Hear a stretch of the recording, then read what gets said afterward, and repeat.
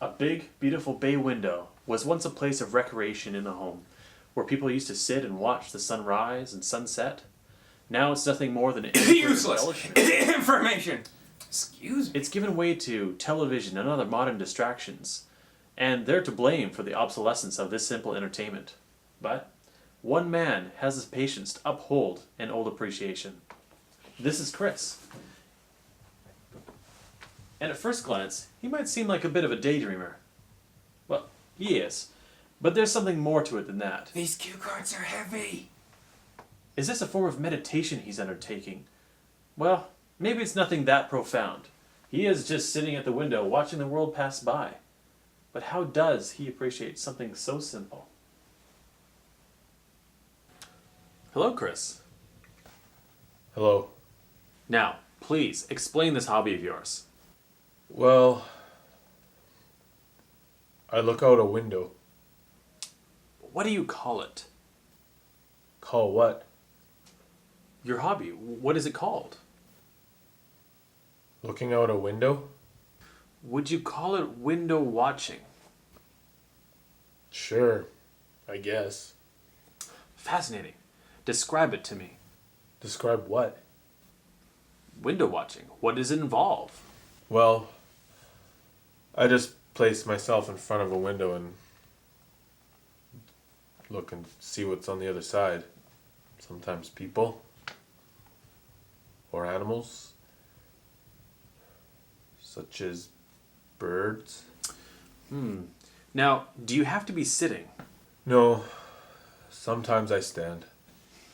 That must be tiring. When it becomes tiring, I sit. Why? Why this simple hobby? I find it to be very relaxing. My father used to look out windows. Ah, he used to be a window watcher as well. Sure. We used to live out in the country. We used to stare out the window for hours on end. He used to sit me on his lap and we'd just watch. So he taught you how to window watch. Kind of came to me naturally. Now, Chris, I'd like to read you some comments. These are some things that people have been saying about your hobby. It sounds strange, but fascinating. Someone would have to have eternal patience for it.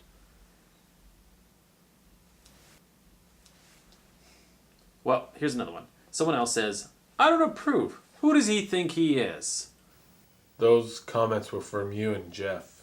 Hey, we're doing the interview here. I mean, yeah, we don't know many people, so... Back to your childhood. Tell me, was it a happy one? Yeah? Why? What does that have to do with anything? Well, it seems like such a solitary pastime. Didn't you ever want to join the kids on the other side of the glass? Well, I didn't have many friends.